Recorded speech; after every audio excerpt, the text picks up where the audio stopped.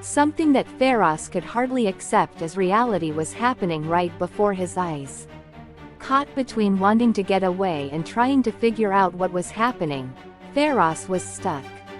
Although he felt fear, at the same time, an emotion that could be described as joy, rising from the depths of his heart.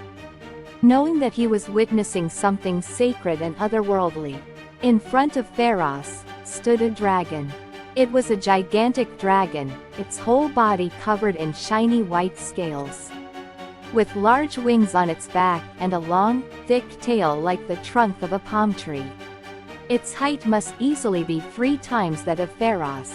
On its large paws, the claws are sharp and silvery, as if they had been painstakingly sharpened with a whetstone. It had a long, horse-like head and a shiny silver horn on the top of its nose. The dragon stretched its neck as far as it could, turned its face up to the sky, spread its wings, and then fell backwards as it flew off the cliff. The dragon quickly turned around, slowly spun through the air, and returned to its original position. Pharos was staring at the scene in a daze, but he came back to his senses when he heard the words, "Come on, get on." Without a doubt, the dragon's true identity was Elandra.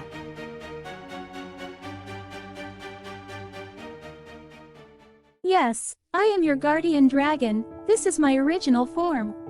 Transforming into a dragon, Elandra turned around and placed her tail horizontally on the edge of the cliff, as if to bridge the gap. Now, get on my back. Pharos hesitated, but followed Elandra's instructions and got on all fours, crossing over her tail. When he got on her back, he grabbed her by the neck. With a quick glance back, Elandra took off into the sky. Elandra's pure white scales, which cover her entire body, are as hard as a turtle's shell and shine in 7 different colors depending on the light. The mane that grew from her head to her neck was a thick, silky, platinum mane, similar to the hair that Elandra had in her human form. At first, Pharos desperately clung to the wind, fearing it would blow him away, but as he gradually got used to it, he began to have time to look at the scenery below him. Flying in the sky, no one has ever experienced anything like it before. He felt like he were a bird. They flew between the valleys, over the mountains, and over the lake skimming over its surface.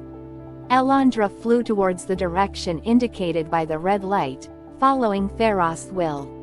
When they finally got to a vast grassland, a huge pillar of black cloud towered high into the sky like a tornado, swirling in the direction of their path.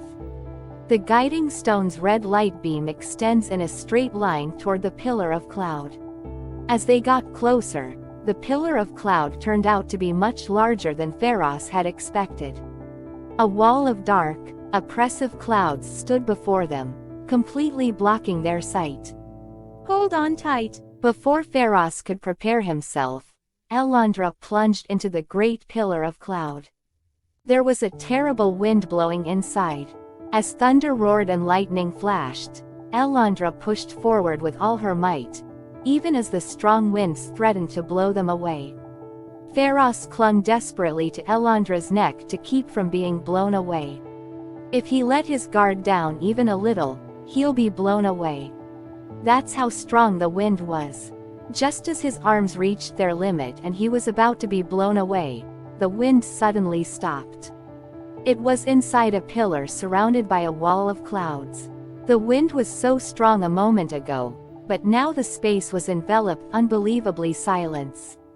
The red light of the guiding stone had disappeared without a trace. But Elandra slowly made her way to the center of the pillar. Pharos collapsed while riding on Elandra. The walls of clouds stretched far into the distance, both above and below. The top was dark and shrouded in darkness, but there was a gaping hole below through which bright light was streaming in. It was just approaching the center of the circle. Elandra stopped, then suddenly spun around, upside down. It was a very natural movement, just like an apple submerged upside down in water, spinning around and rising to the surface. The movement was so sudden that Pharos had no time to hold on to Elandra. However, Pharos did not fall, but instead straddled Elandra's neck, reversing gravity. Pharos looked down fearfully. Below, the darkness that had been visible above just a moment ago continued endlessly. There must have been an updraft at work there, because just by spreading her wings, Elandra was being pushed upwards. Eventually, the two of them jumped out of the light-filled exit into the outside world.